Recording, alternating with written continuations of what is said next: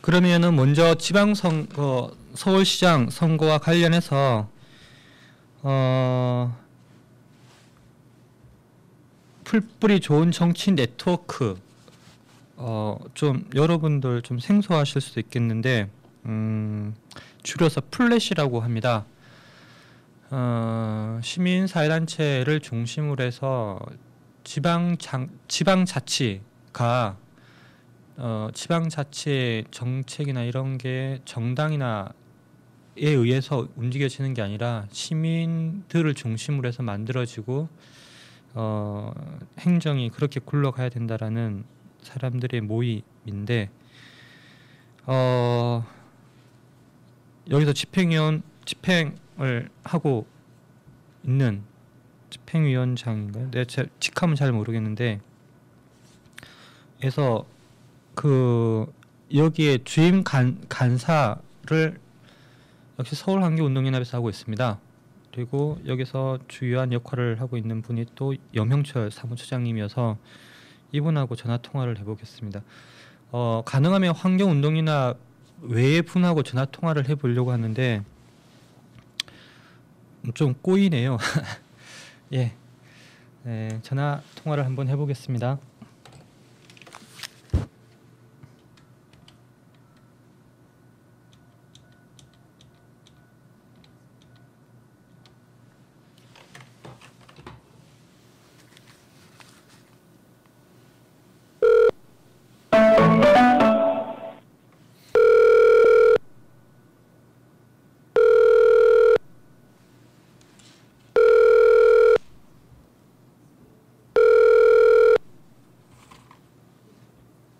네.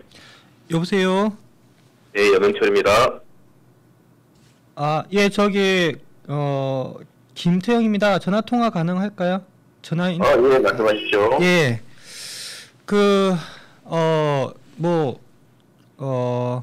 일단 먼저 그동안 되게 고생이 좀 많으셨고요. 양화대교 서울시 홍수에서 무상급식 투표까지 계속 일을 하셨는데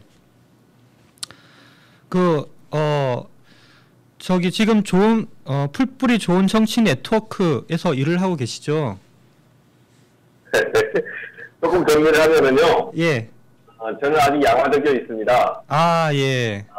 시장은 물러났지만, 예. 부시장이 계속해서 정책을 진행하겠다고, 유지하겠다고 한 상태이기 때문에, 계속 양화대교에 있는 상태고요. 예. 그리고, 또 풀뿌리 좋은 정치 네트워크 이런 이름은 아니고, 예. 서울에 있는 지역단체들이, 만든 단체 이름이 서울 지역 풀뿌리 시민사회 단체 네트워크예요. 그래서 줄여서 서울 풀시넷. 들리셨어요? 예, 서울 풀시넷 줄여서 서울 풀시넷. 예. 제 풀네임이 풀뿌리 단체하고 시민사회 단체들이 함께 서울 지역 운동을 하고 있는 단체다라고 보면 됩니다. 예. 예. 풀시넷에서 보기에 오세훈 서울시장의 과거에 대한 평가 간단하게 해주시고 이렇게 서울시장의 지금의 과제가 어떤 것이 있을까요? 사실 이제 오세훈 시장이 물러났지만 인물의 물러남과 상관없이 오세훈 정치의 후유증이 그대로 남아 있습니다. 예. 오세훈 시장은 지난 5년 동안 사실상 일방적인 행정을 해왔거든요. 독재를 해왔거든요. 그건 이제 최근에는 민주당이 시의회에 다수를 점하고 있지만 불과 1년 전까지만 하더라도 전체 서울시 의원 106명 중에 101명이 한나라당이었거든요.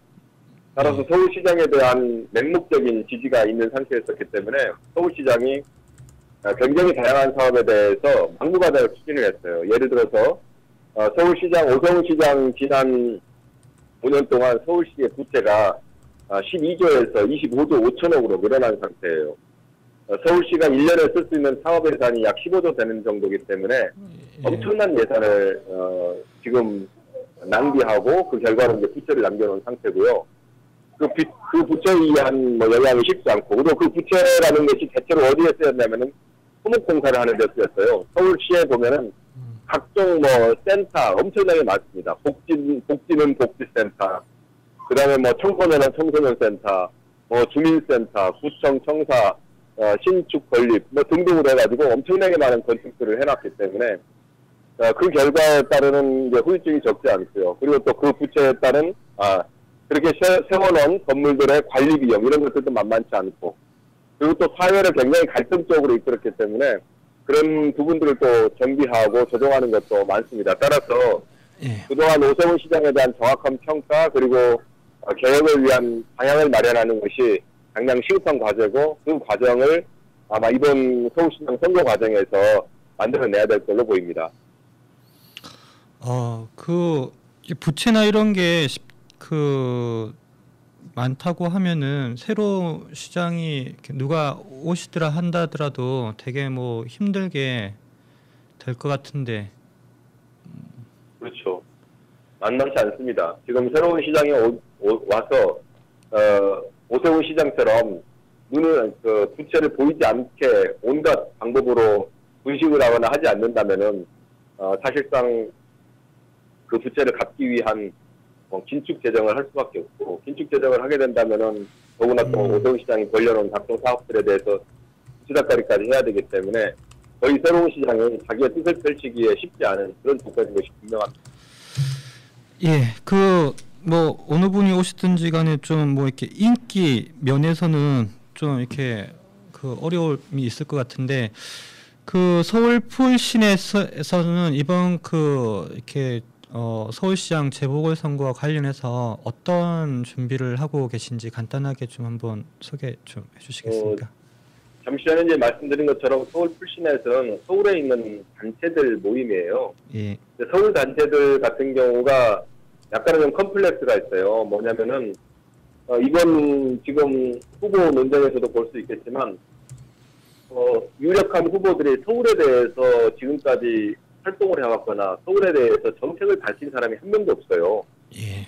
그러니까 오로지 중앙 정치의 이식이 서울에서 되는 거죠. 그러다 보니까 서울에서는 서울 시민들의 생활, 서울 시민들의 삶의 질을 어떻게 개선할 것인가라는 고민은 없는 상태에서 뭐 오세훈 시장처럼 복지 포퓰리즘 추방이라든지, 예. 그다음에 또 야당들 같은 경우는 또 MB 심판 이런 정치적 구호만 남발하는 상태가 되고, 예. 실상 서울 시민들의 삶을 어떻게 개선해 줄 것인가, 서울시를 어떻게 지속 가능한 도시로 만들 것인가, 이런 것에 대한 정책이나 논의가 부재한 선거가 될 가능성이 높아요.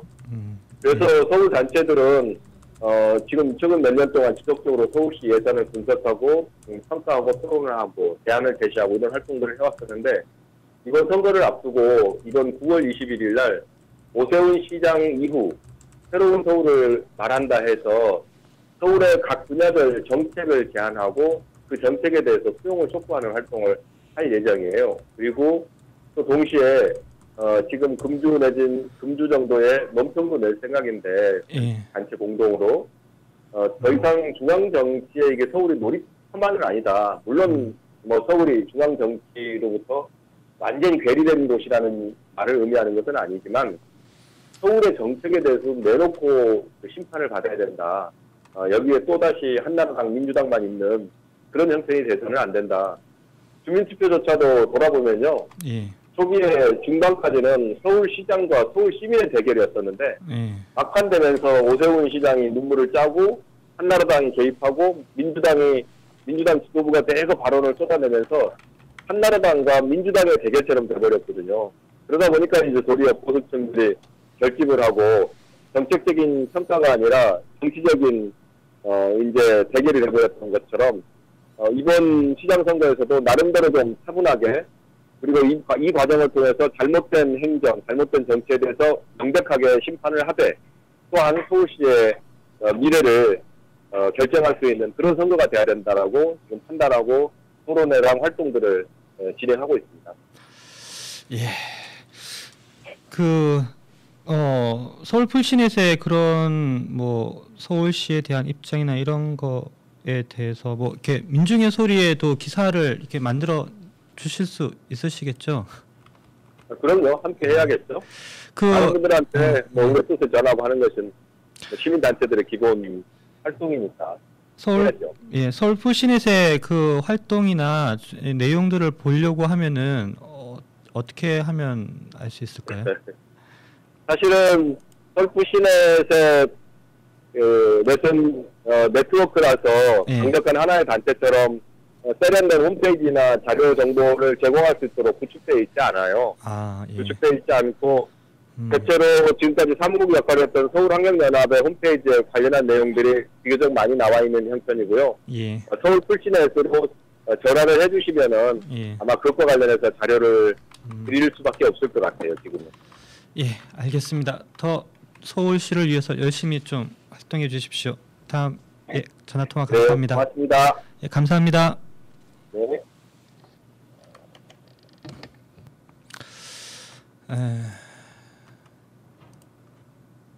제가 좀 잘못 말씀을 드렸네요. 좋은 정치 네트워크랑 다른 단체였습니다. 이름이 그 줄여서 서울 풀시넷 뭐 사무실에서 그 플랫 이렇게 이야기를 해서 그렇게 구분 없이 말씀을 드렸는데 예. 이에 대해서 뭐 잠깐 뭐 전화 인터뷰를 했지만은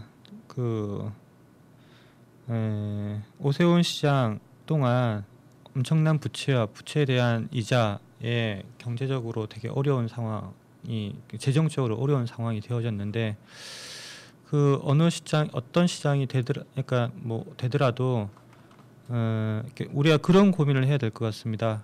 한편으로는 지금 서울 시장을 뽑는데 한편으로는 뭐 어떤 당이 유리한가 뭐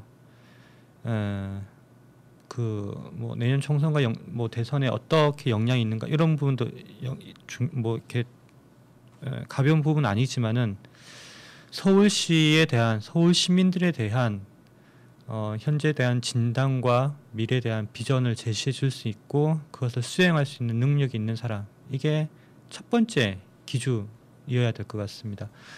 어느 분이 오더라도 지난 5년 이명박 정권 치면은 뭐 그러니까 9년 정도에 진행했던 토목적 건설 형태에서에 대한 문제에 대한 진단과 그에 대한 극복 누가 하든지 간에 뭐 이렇게 쉽진 않을 것 같은데 예 어쨌든 새로운 서울시장에 대해서 기대를 가져보고 예.